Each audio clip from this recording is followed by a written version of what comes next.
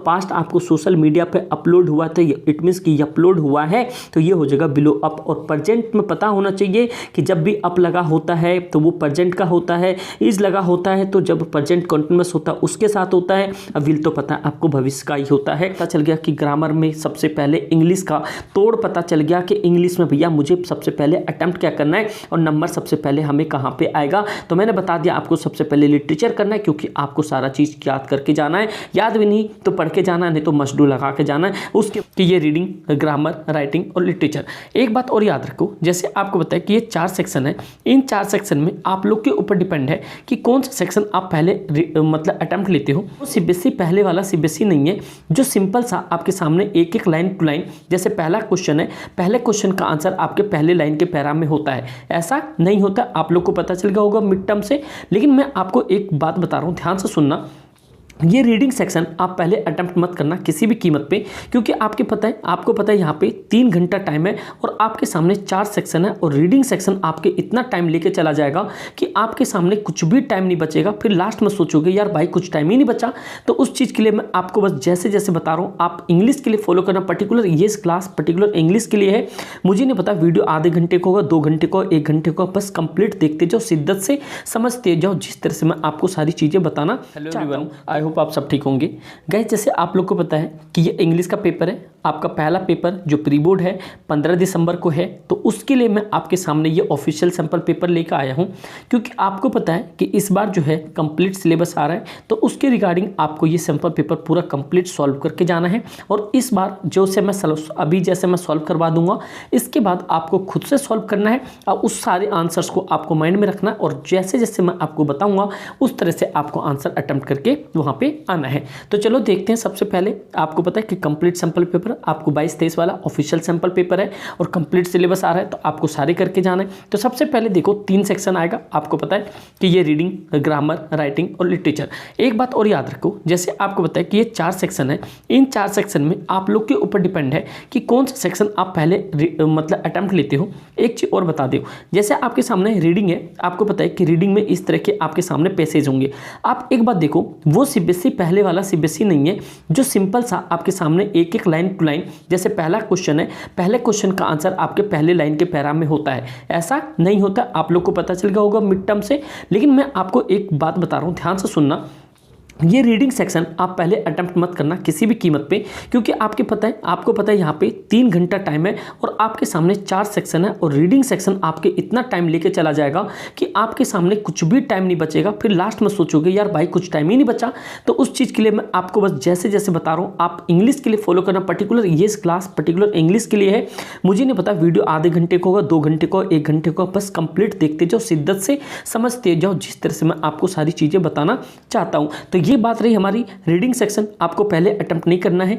रही बात ग्रामर की, राइटिंग की, लिटरेचर की, एक बात बताऊं, लिटरेचर में आपको पता है कि जो भी क्वेश्चंस आपने किया है, आंसर लर्न किया है, जो भी राइटिंग क्वेश्चन आपने पढ़ा है, पढ़ के लिखा है, वो सारी चीज़ें आपको पता है। तो मतलब कि लिटरेचर आपका नोन है पेपर में, मतलब आप लिटरेचर के कुछ ना कुछ क्वेश्चन को तो जानते होंगे ना आप लोग, ठीक है। उसके बाद रही राइटिंग सेक्शन, आपको पता है कि लेटर लिखना है, नोटिस लिखना है, ये तो आपको पता ही है। उसके बाद रहा ग्रामर भाई जिस तरह से आपको पता है मिड टर्म में मैंने जो ग्रामर करवाया था सेम एग्जैक्टली ग्रामर था वहाँ पे, तो वो इस तरह से मैं आपको यहाँ पे भी बता दूंगा और इसके बाद जो इंपॉर्टेंट क्वेश्चन आएगा वो भी मैं करवा दूंगा। तो बस आप लोग कंप्लीट अच्छे तरीके से समझना।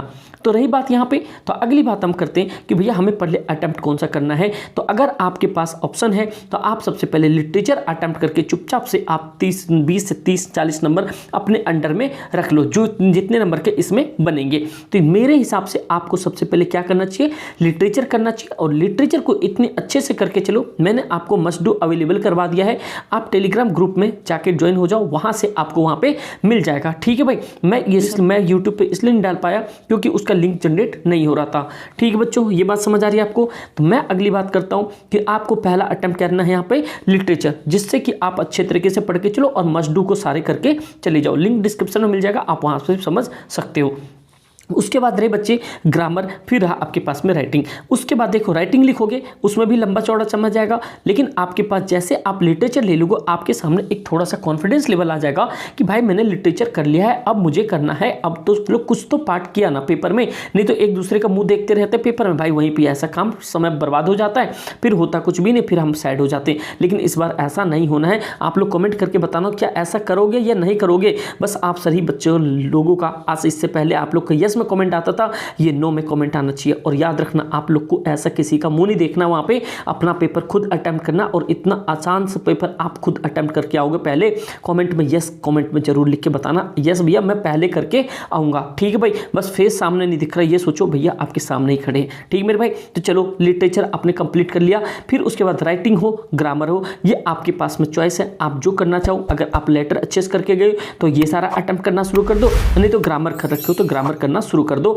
और रीडिंग सेक्शन आपको सबसे लास्ट में करना है। ये बात समझ गए। तो चलो ये तो हमें पता चल गया कि ग्रामर में सबसे पहले इंग्लिश का तोड़ पता चल गया कि इंग्लिश में भैया मुझे सबसे पहले अटेम्प्ट क्या करना है और नंबर सबसे पहले हमें कहाँ पे आएगा। तो मैंने बता दिया आपको सबसे पहले लिटरेचर करना है, क्योंकि आपको सारा चीज़ याद करके जाना है, याद भी नहीं तो पढ़ के जाना है, नहीं तो मशडू लगा के जाना है। और उसके बाद राइटिंग और राइटिंग आगे बात हम डिस्कस करते हैं आगे, ठीक है भाई। आपको पता है कि यहाँ पे रीडिंग सेक्शन जो है पेपर में ये ऑफिशियल पेपर है, ध्यान रखना। इसी तरह के पेपर सेम आपको दिखेंगे, बस क्वेश्चंस ऑफ नंबर चेंज होंगे। ऊपर जिस तरह से मैंने आपको बताया पेपर अटेम्प्ट कर कैसे करना है वो चीज़ जरूर करके जाना, ठीक बच्चे, समझ आ गया। चलो नेक्स्ट देखते हैं। दो आपके पास जो रीडिंग स्किल है 20 नंबर का, दो 10-10 नंबर का पैसेज आएगा। आप देख लो कितने बड़े बड़े पैसेज आते हैं। सीबीएसई अब रुला देती है भैया, ऐसे पहले वाला नहीं रहा सीबीएसई, अब इसके थोड़े से भाव बढ़ गए, ठीक है। उसी तरह से आप लोग टेंशन ना लो। पहले हमें क्या होता था, हमारे ज़माने में एक क्वेश्चन यहाँ है, इसका सीधा सीधा ऊपर एक ही इस मतलब कि एक ही पैसेज में उसके आंसर मिल जाते थे। बट अब देखो यहाँ पे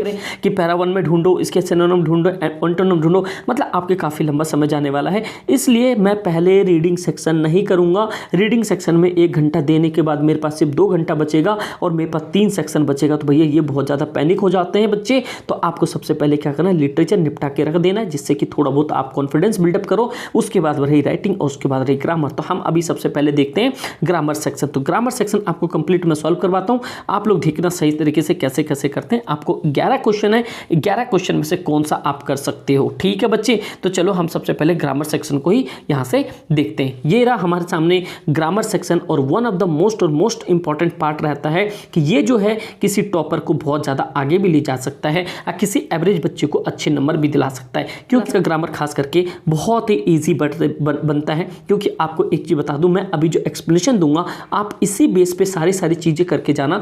और मिड टर्म में जो मैंने आपको इंपॉर्टेंट क्वेश्चंस करवाए थे इंग्लिश के, प्लीज़ पर्टिकुलर जाके उन प्लेलिस्ट में जाकर देख लेना। और जो प्लेलिस्ट के अंदर में मिड टर्म के जितने भी क्वेश्चंस पड़े हुए हैं मेरे बच्चे, आपको करके आना है। समझ आ रहा मेरे भाई बहन, सबको समझ आना चाहिए। आप लोग कमेंट करके जरूर बताना यस भैया समझ आ रहा है, ठीक है। इससे पहले देखते हैं यहाँ पे कि हमें पता है जो ग्रामर सेक्शन है सेक्शन बी है। सेक्शन बी में आपको पता है 10 क्वेश्चन अटेम्प्ट करना है। अब आपके पता है जैसे 12 क्वेश्चन तो 11 क्वेश्चन होते हैं, क्या करते हैं ना बच्चे, सारे अटेम्प्ट कर देते हैं। क्या आप लोग को सारे अटेम्प्ट करना चाहिए? नहीं, आप लोग को सारा अटेम्प्ट नहीं करना चाहिए। जितना क्वेश्चंस बोल रहा सिर्फ आपको उतना ही अटेम्प्ट करना चाहिए। क्यों अपना टाइम वेस्ट करना, वहाँ पे एनर्जी वेस्ट करना, क्योंकि वहाँ पे आपके पास टाइम नहीं होता है उतना कि आप लोग उतना क्वेश्चंस वहाँ पे अटेम्प्ट कर पाओ, ठीक है। तो हम इसमें 10 क्वेश्चन अटेम्प्ट करेंगे और ये देखेंगे कि 10 क्वेश्चन कैसे कैसे हैं और इनमें से क्या हम क्वेश्चन दे रखा है, the climate control commit by an activist dash on the social media yesterday.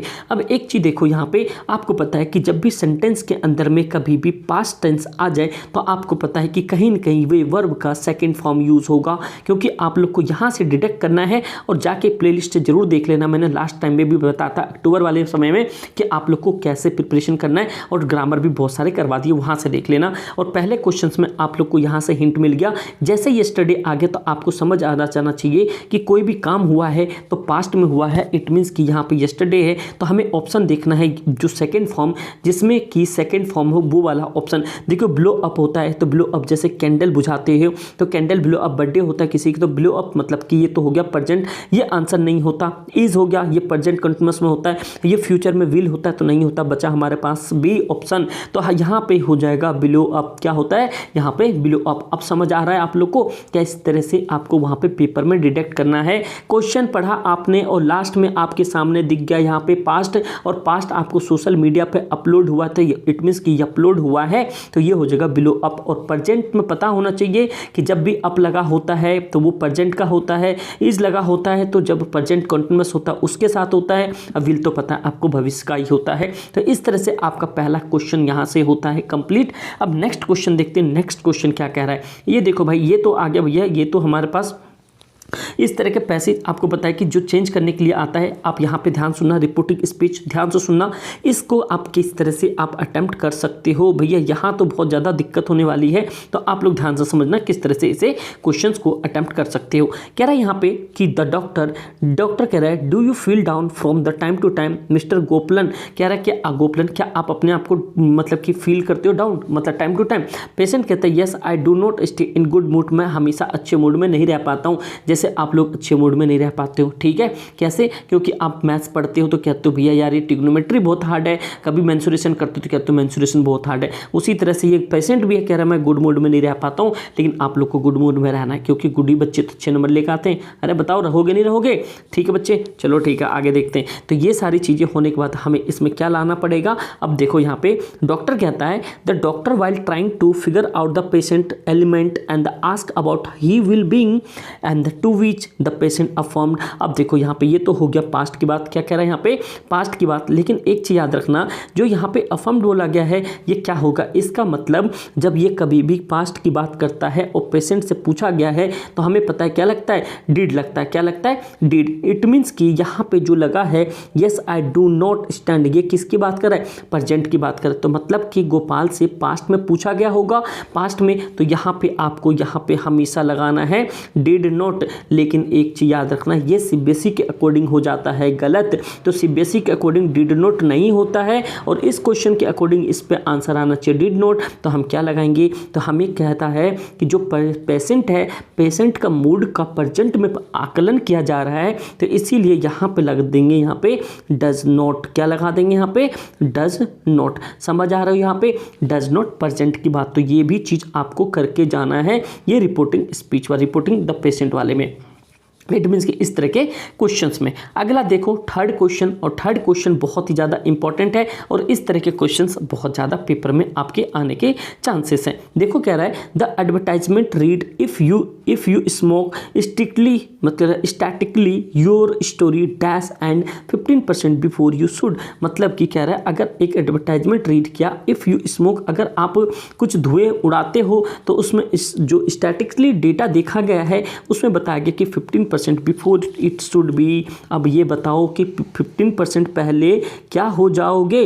अब एक चीज़ आपको पता होना चाहिए बच्चे कि जब भी कभी भी यहाँ पे शुड आ गया तो आपको पता होना चाहिए, मोडाल्स की बात कर रहा है। अब मोडाल शुड क्या होता है, शुड हमेशा किसके साथ लगता है, फ्यूचर के साथ लगता है। अब वुड किसके साथ लगता है, वुड आपको हमेशा, चलो आपके सामने ये क्वेश्चन है होमवर्क का, होमवर्क में आपके सामने आंसर है पास्ट या प्रेजेंट, तो आप लोग कमेंट करके बताओगे वुड किसके साथ लगता है। इसका आंसर मैं बताता हूँ। देखो शुड कह रहा है यहाँ पे, तो शुड मैंने बता दिया, जब भी कभी भी शुड दिख जाए तो ये हमेशा किसको देखोगे आप, फ्यूचर को देखोगे, और फ्यूचर वाला ऑप्शन मस्ट नहीं होगा, शुड नहीं होगा, और टू नहीं होता, क्या हो गया यहाँ पे विल। तो आंसर नंबर क्या हो जाएगा बच्चे, यहाँ पे विल हो जाएगा। क्या होगा यहाँ पे विल। समझ आ रहा है आपको। तो इसीलिए आपको टू द पॉइंट पढ़ना है और ट्रिक को याद रखना है कि भैया कैसे वर्ड्स को पढ़ के आप कितना जल्दी आंसर अटेम्प्ट कर पाते हो। जैसे यहाँ शुड था तो हमें पता चल गया फ्यूचर का लगेगा, जैसे ये पीछे वाले क्वेश्चन में यस्टरडे था तो हमें पता चल गया पास्ट का लगेगा। यार बहुत इजी होता है जीपी, तो मैंने बताया आप शिद्दत से पढ़ते नहीं हो। इस वीडियो के बाद आपको इंग्लिश से बहुत डर खत्म हो जाएगा। मैं सारी चीज़ इसमें कंप्लीट सॉल्यूशन डिस्कस करने वाला हूं। तो चलो अब आगे क्वेश्चंस को देखते हैं। अगर आप लोगों ने यहाँ तक देख लिया है तो एक लाइक तो बनता ही है, ये आप लोग का कर्म है, धर्म है, और मेरा धर्म है आप लोग को बेस्ट कंटेंट अवेलेबल करवाना। ठीक है, चलो आगे देखते हैं क्वेश्चन नंबर 4। अब क्वेश्चन नंबर 4 थोड़ा सा है पेचीदा। क्वेश्चन नंबर 4 कैसे पेचीदा है, अब ध्यान से सुनना। कह रहा है यहाँ पे कि कह रहा है select the option identify the error and the supplies correction following the line and the news report. अब न्यूज़ रिपोर्ट ये है, इसके अंदर कुछ गलत दिया हुआ है। यहाँ पे कह रहा है the last week a child was not alert to board to plane at the Ranchi airport. मतलब कि अलो नहीं किया गया कि रांची एयरपोर्ट पे। तो अब ये बताओ किस तरह से कह रहा है last week a child was not allowed, मतलब अलाउड नहीं किया गया टू यहाँ पे to board to plane at Ranchi airport. It means कि एक बात देखो कि यहाँ पे जो हमें एक चीज़ देखने को मिल रहा है, कुछ इसके अंदर मैंने आपको मिड टर्म में एक चीज़ बताया था कि आपको पेपर अटेम्प्ट करना है ग्रामर का, तो आपको हमेशा क्या होना चाहिए, एक तो आर्टिकल आपको अच्छे तरीके से आना चाहिए, प्रीपोजिशन अच्छे तरीके से आना चाहिए। और इस क्वेश्चन में क्या यूज हो गया है, आर्टिकल का सबसे बड़ा चीज़, ध्यान से सुनना यहाँ पे। अब देखो कह रहा है एट रांची एयरपोर्ट, आपको पता है किसी भी छोटे प्लेस के साथ में क्या लगता है, यहाँ पे एट लगता है, तो इट मीन्स कि जो डी वाला ऑप्शन है ये हमारा, ये तो हमारा कभी भी ये आपका किसी तरीके से नहीं हो सकता, क्योंकि एट रांची एयरपोर्ट हमें समझ आ रहा है ये चीज़ें। चाइल्ड एरर कैसे हो जाएगा, करेक्शन चिल्ड्रन थोड़ी ना गया वहाँ पे, सारे चिल्ड्रन नहीं, वहाँ पे सारे चिल्ड्रन नहीं गए, एयरपोर्ट पे कह रहा सिर्फ चाइल्ड को अलो नहीं किया गया, चाइल्ड को अलो नहीं किया गया, तो पहला ऑप्शन भी हमारा सही नहीं हो सकता।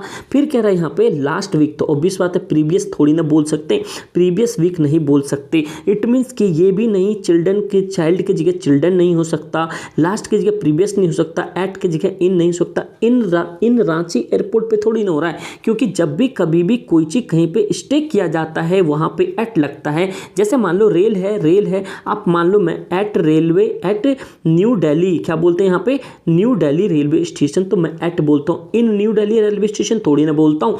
इन जो होता है बड़े प्लेस के लिए लगता है, एट जो है छोटे प्लेस के लिए लगता है। मैं ऐसे बोल सकता हूँ आई लिव इन इंडिया, क्या बोल सकता हूँ, I live in India at Mayur Vihar, तो मतलब समझ आ रहा है कि मैं जो है बड़ा सा सिटी, मतलब कि इंडिया के अंदर रह रहा हूँ, उसके अंदर अगर दिल्ली नहीं बोला तो मैं सीधा सीधा क्या बोला, एट मयूर विहार। अगर मैं बोलता मैं दिल्ली में रहता हूँ एट मयूर विहार, तो ये भी बात चलने वाली बात है। तो समझ आ रहा है क्या होता है। उसी तरह से लास्ट के जगह ये भी नहीं सारा सही है, यहाँ पे आना चाहिए द के जगह मतलब कि a child was not allowed to board a plane, मतलब द प्लेन के नहीं लगा सकते, क्योंकि यहाँ पे आपके पास पता है द जब भी होता है ये एक आर्टिकल होता है, जो कि जैसे मान लो द गंगा हो गया, द ताजमहल हो गया, द रेड फोर्ट हो गया, है ना, द पुलिस स्टेशन हो गया, मतलब फिक्स चीज़ों के लिए लगाया जा रहा है। तो प्लेन कोई फिक्स नहीं, वहीं पे प्लेन रुका नहीं रहेगा, तो इसीलिए यहाँ पे द की जगह क्या लग जाएगा बच्चे, लग जाएगा। समझ आ रहा है, इतनी बातें समझ आ रही है,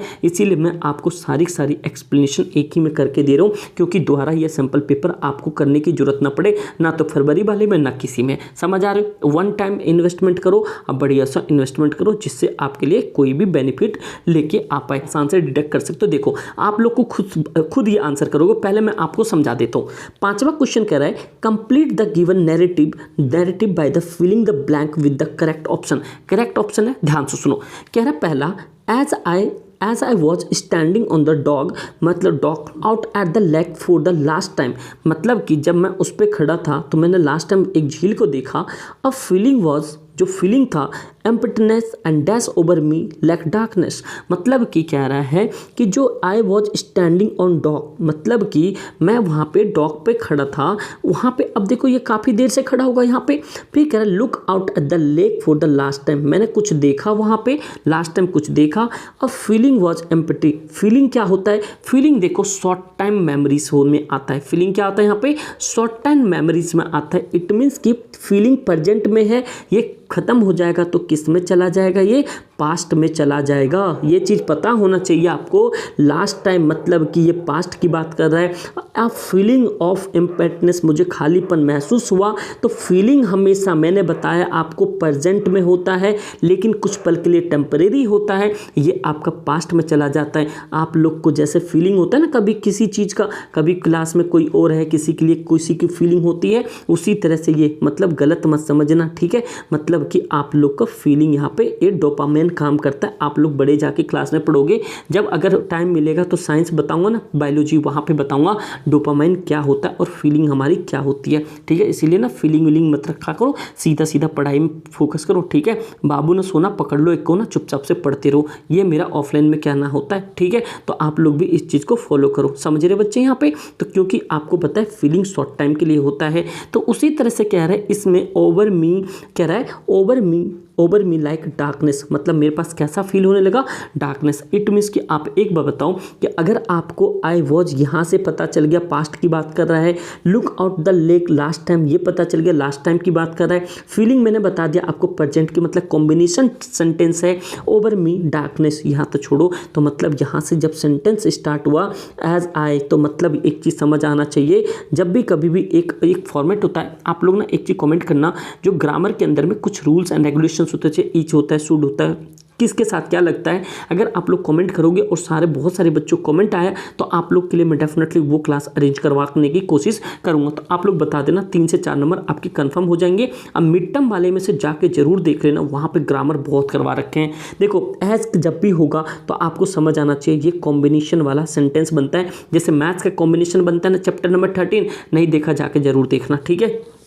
ये सारी चीज़ें तो हमें पता चल गया इसका आंसर किस में आने वाला है, पास्ट में। तो चलो देखते हैं यहाँ पे क्या पास्ट में कौन कौन सा है। देखो ए नंबर तो है नहीं, यहाँ पे ये लग रहा है, बी तो लग रहा है आंसर, फिर ठीक है भाई बी तो लग रहा है, तो ये भी हैड वॉस्ट हो गया, छोड़ दो क्योंकि हैड तो पास्ट के लिए ख़त्म हो गया। यहाँ पे विल तो होगा नहीं, यहाँ पे सीधा सीधा हमें लग गया वॉस्ट, मतलब कि आपका पास्ट का मतलब पास्ट में सेकेंड फॉर्म लगेगा। तो क्योंकि आपको मैंने बता दिया किस तरह से वहाँ से डिडक्ट करोगे, ये बात समझ आ गया, इतना आंसर आपको समझ आ रहा है। अब लेते हैं छठा क्वेश्चन, और छठा क्वेश्चन भी कुछ इसी तरह से बातें को घुमा रहा है। चलो देखते हैं क्या बात को कह रहा है। यहाँ पे छठा क्वेश्चन कह रहा है fill in the blank using the correct of the word and the bracket for the given portion of the letter. मतलब कुछ लेटर दिया हुआ है, इसका कुछ वर्ड खाली हमें बताना है। कह रहा है subject request for the approval, आपको किसी चीज़ का अप्रूवल लेना है। जैसे मान लो किसी बच्चे के 60% अटेंडेंस है, आप कह रहे हो मेडिकल का अप्रूवल लेना चाहते हो, तो उसी तरह से सब्जेक्ट डाला आपने request for approval, dear sir this is the respectfully submit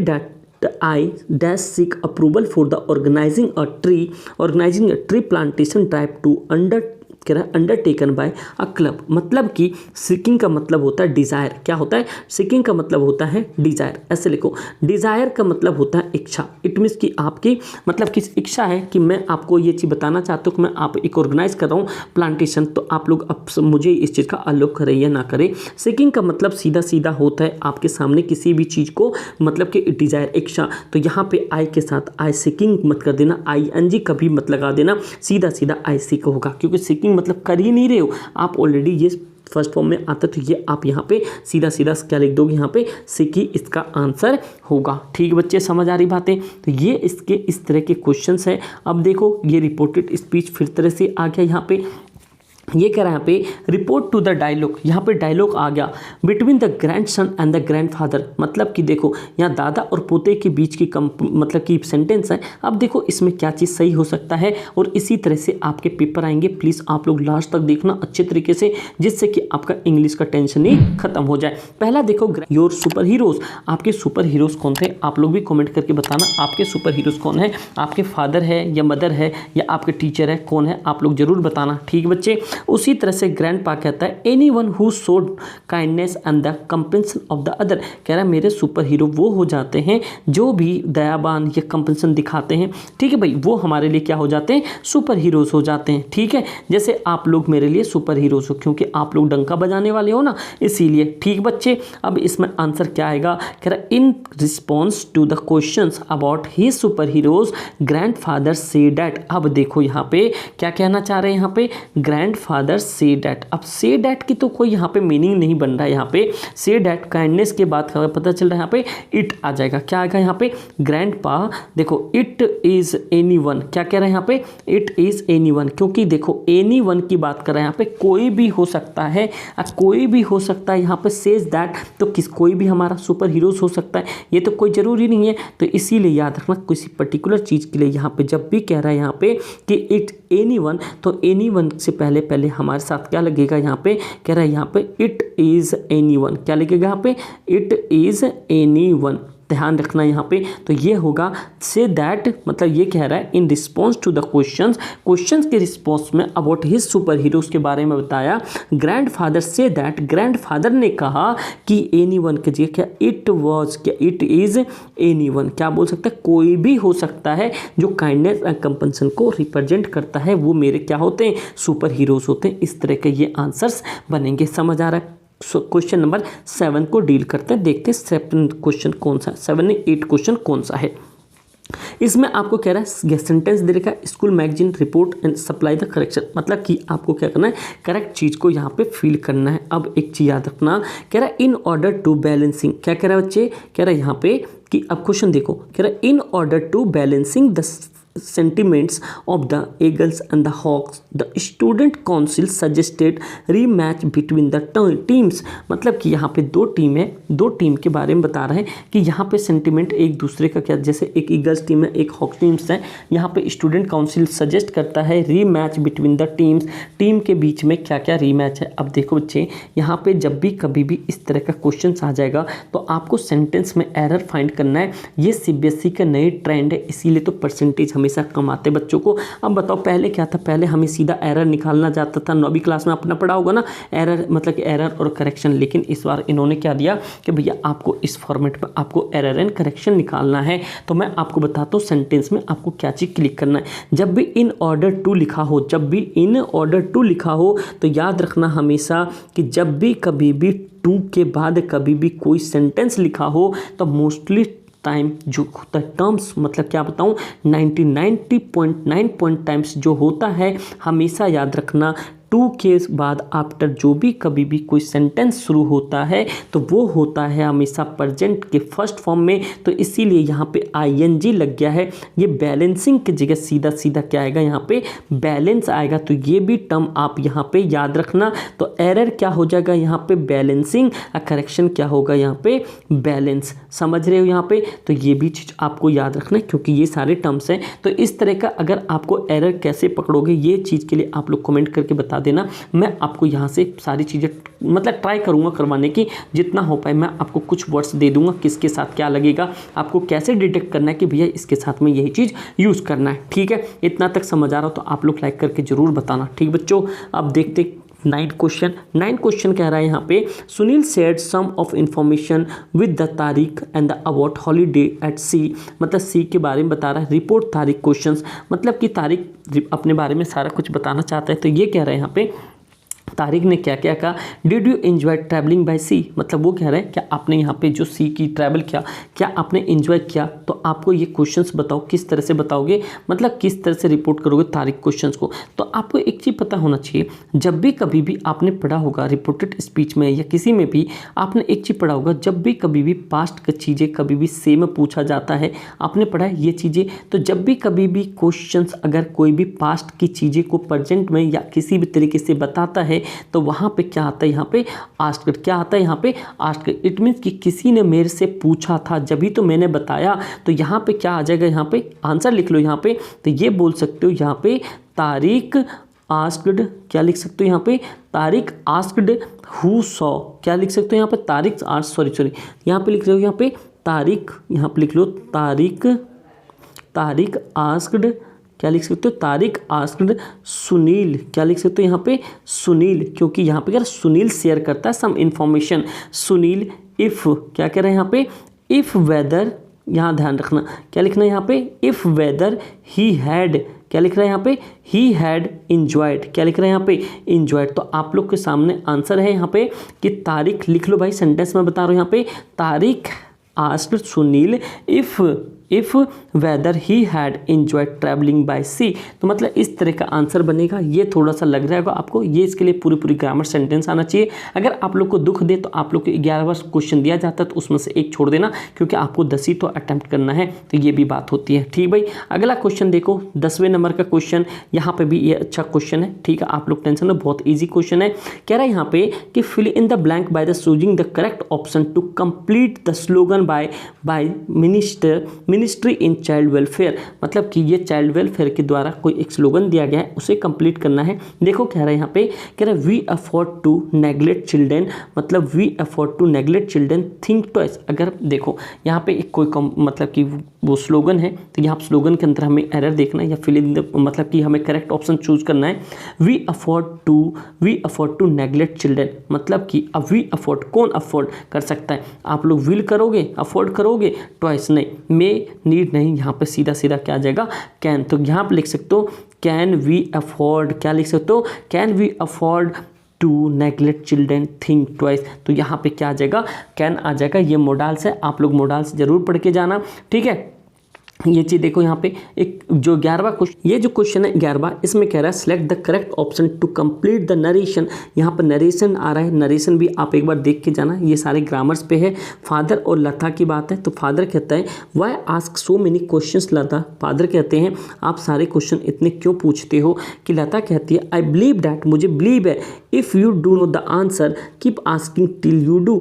मतलब कि आप जब तक पूछता रहो जब तक आप बताना दो, लेकिन आप ध्यान रखना। फादर कहता है father ask Lata to reason for many questions, she was asking, Lata explain, Lata exclaim मतलब अचंभित हो जाती है, good humility and that the event not knowing the answer one should.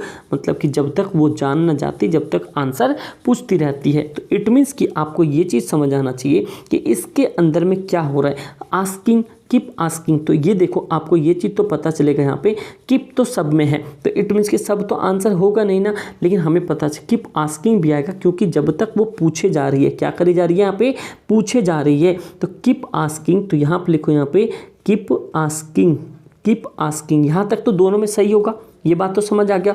मतलब जब तक, मतलब टिल क्या करें यहाँ पे, जब तक पूछेगी जब तक आंसर बताना, टिल वन डस, जब तक वो कम से कम कोई एक क्वेश्चन ना जान जाए। तो इसका आंसर नंबर हो जाएगा आपका टिल वन डस, मतलब कि बी ऑप्शन हो जाएगी, दी ए ऑप्शन हो जाएगा। समझ गए बच्चे यहाँ पे, तो आपका आंसर क्या हो गया यहाँ पे ए। तो इस तरह के क्वेश्चंस थे ये क्वेश्चंस। अब देखो यहाँ पे, अब देखो क्या कह रहे हैं यहाँ पे, अब कह रहे हैं यहाँ पे in the identify error stop holding and the supply the correction. मतलब क्या करें, जब भी कभी भी आप किसी सामान पर जो होता है ना दुकानदार, अगर आप उसके पास गए तो कोई गलत बोर्ड भी लगाता है, मतलब उनको इतना एरर होता नहीं, प्रिंटर वाला प्रिंट करके दे देता है, लेकिन यहाँ पे देखो क्या चीज़ गलत है, आप लोग यहाँ पे एरर करके बताना, सही करके बताना। इसके बाद बताऊँगा आप किस तरह से क्रिएटिव राइटिंग स्किल्स भी 10 नंबर के लिख सकते हो।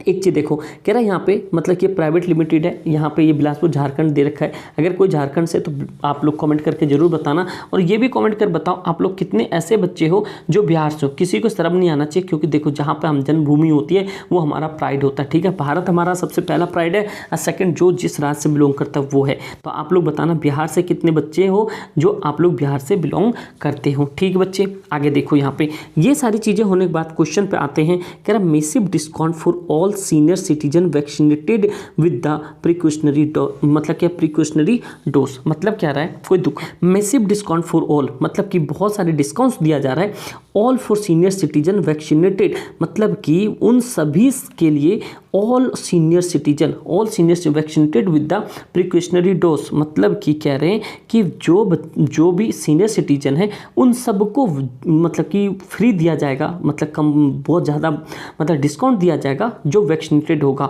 एक बार बताओ ऑल सिटीजन क्या है, यहाँ पे सारे सिटीजन वैक्सीनेटेड, हमें एक बार ऑटोमेटिक समझ आ रहा है कोई भी वैक्सीनेटेड है उनको यहाँ पे मैसिव डिस्काउंट दिया जाएगा, चाहे वहाँ पे ऑल आ जाए या सिंगल आ जाए। तो इट मीन्स कि यहाँ पे ऑल का कोई भी मैटर नहीं है, यहाँ पे आएगा ईच। क्या आएगा यहाँ पे ईच। तो आप लोग कमेंट करके जरूर बताना, इस तरह के क्वेश्चंस मैं आपको एरर के लिए मैं फाइंड करके दे दूँ, यस या नो। समझ आ रहा है आपको। तो यहाँ पे ऑल सिटीजन्स का कोई मतलब नहीं था कि यहाँ पे ऑल हो गया एरर, यहाँ पे हो जाएगा ईच सही, क्योंकि अब वहाँ पे छूट दे रहा है। फिर जो हमें पता वैक्सीनेटेड के साथ कह रहा है जो बंदा वैक्सीनेटेड है उनको ही मैसिव डिस्काउंट दिया जा रहा है। ऑल का क्या मतलब बनता है, हमें पता है ईच मेंबर को, सबको जो वैक्सीनेटेड है उनको छूट दिया जाएगा। तो ये था आपके ग्रामर का सेक्शन। तो ग्रामर सेक्शन में देखो कितना समय लगा। तो इस तरह से आपके सामने मैं आपके बताऊंगा कि जो क्रिएटिव राइटिंग स्किल है वो आपको कैसे करना है। यहाँ तक आपको अच्छा लगा हो तो आप लोग कमेंट करके ज़रूर बताना, ठीक भाई। इतना तो कर सकते हो आप लोग। तो ये भी चीज़ बताना कि क्लास ये अच्छी लगी नहीं लगी, और इसी तरह से सारे सैम्पल पेपर के सॉल्यूशन चाहिए, यस या नो तो बता देना। इसके बाद हमें जो पेपर है नेक्स्ट हम उसकी तैयारी करेंगे, अब फिर जम के तैयारी करेंगे 22 वाले का, अब फिर 24 वाले का, क्योंकि आपको पता है कि 22-24 को डंका बजना चाहिए। ये है मैथ्स का और ये है साइंस का। फिर उसके बाद में ये सारी चीज़ें जो भी क्वेश्चन आएगा हम आगे देखते जाएंगे, और SST को कोई हल्के में नहीं लेगा भैया, ध्यान सुनना। और इसके बाद में प्रो टिप्स नहीं नहीं देखे हो तो ज़रूर देख लो, और लाइव वाली क्लास नहीं देखी, वहाँ पे बहुत बच्चों ने अपने अपने क्वेश्चंस डाउट पूरे क्लियर कर लिए, तो वो लाइव वाली क्लास भी देख लेना। तो चलो अब हम देखते हैं यहाँ पे क्रिएटिव राइटिंग स्किल्स। अब देखो क्रिएटिव राइटिंग स्किल्स में क्या करना है, 10 नंबर लाना है, कम से कम एक लेटर आपको क्या करना है वहाँ पे आना चाहिए। क्या पहला क्वेश्चन, अटेम्प्ट एनीवन, कोई एक अटेम्प्ट करना है, ए और बी दे रखा है। क्वेश्चन देखते हैं। ए कह रहा है you are Sunidhi Prakash the vice captain of the brilliant Vidyalaya 12 Kanpur, मतलब कानपुर एड्रेस दे रखा है यहाँ पे। कह रहा है if you have recently notice several poster around your school premises and conveying hazardous message, आपने क्या करा यहाँ पे कोई एक मैसेज को स्प्रेड करा जो कि आपके सामने है, वो मैसेज आपको मतलब कि नोटिस के फॉर्म में लिखना है। अब ध्यान से सुनना किस तरह से क्वेश्चन किया जाएगा इसका, क्योंकि ये सारे इंपॉर्टेंट टर्म्स होते हैं, तो इन सब चीज़ों को बिल्कुल भी मत छोड़ना, ठीक है। यहाँ पे ये सारी चीज़ें हो गई, यहाँ पे बता दें लॉस वेट जस्ट मंथ, ये सब चीज़ें हो गई यहाँ पे। उसके बाद यहाँ पे दिया हुआ है नीचे सबसे इंपॉर्टेंट टर्म कि write a letter to editor of DWA, कोई एक मतलब कि एडिटर है।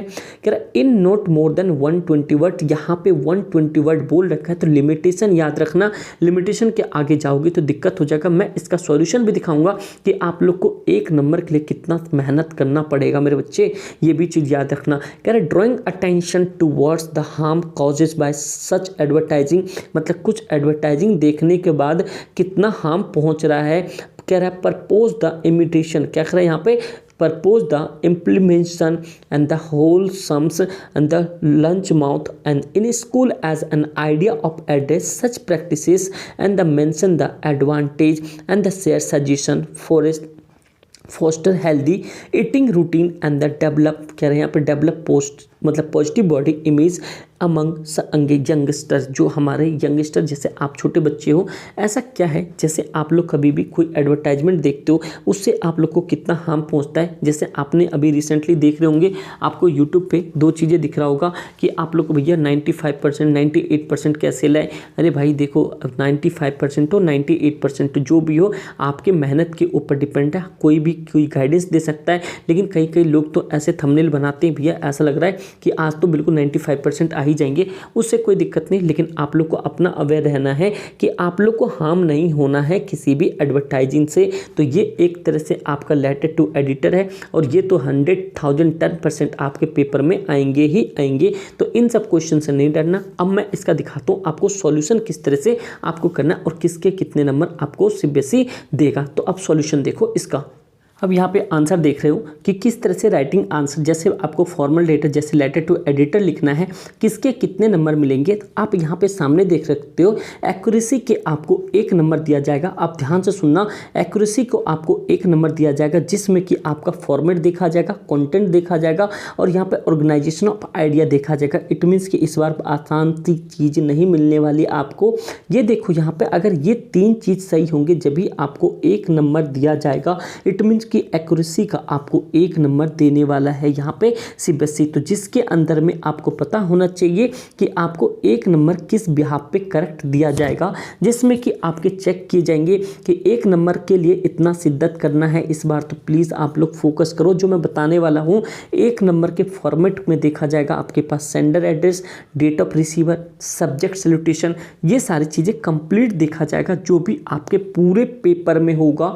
तो अगर मान लो 5 नंबर का है तो आपके लिए जो ऊपर के छोटी छोटी चीज़ें हैं वो भी करेक्ट होना चाहिए, जिसमें कि आपको सेंडर एड्रेस बता दिया, डेट रिसीवर एड्रेस, सब्जेक्ट बता, सैल्यूटेशन बता दिया, सब्जेक्ट लेटर जो बीच के बारे में जैसे आइडिया लिखते हो वो, and truly editor your sincerely formal business, ये सब चीज़ें आपको देखी जाएगी कि आपने ये सारी चीज़ें सही से लिखा है या नहीं लिखा है। समझ गए। फिर उसके बाद में 1 नंबर है आपके फॉर्मेट के, यानी full credit two if all aspect including particular credit half if 1 or 2 aspect of the missing, no credit if more than 2 aspect of missing। मतलब कि अगर आप एक लाइन या कोई भी एक पैरा को मिस कर देते हो या एक पार्ट क्रेडिट मतलब किसी भी एक पॉइंट को मिस करते हो तो आपको वहाँ पे आधा नंबर काटा जा सकता है। तो इट मीन्स कि ये देख रहे हो इतना आसान ये चीज़ें नहीं होने वाली है। तो ये चीज़ें आप पहले से करके चलो। उसके बाद में 2 नंबर आपके कंटेंट के दिए जाएंगे।